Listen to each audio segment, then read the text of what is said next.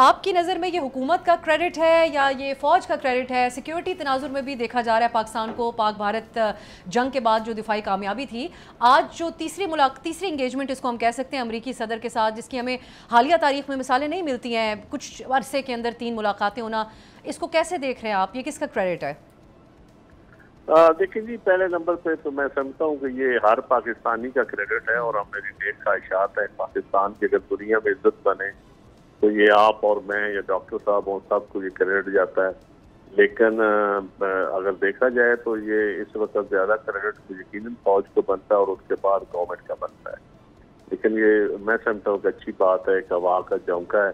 اللہ کرے اس کا اینڈ بھی اچھا ہو، اور کہ جب بھی دنیا میں کبھی امریکن کا ہمارے ساتھ پیار کی چیزیں بڑھی ہیں تو اس کے کچھ سالوں بعد ہمیں کچھ لمبی قیمت دینی پڑتی ہے. لیکن اللہ کرے کہ آپ پاکستان کی اس وقت جو دنیا میں عزت ہے، ہم ایک میچور کنٹری ہیں اور ہم اس وقت ایک ٹیررزم کا شکار ملک ہیں ہم.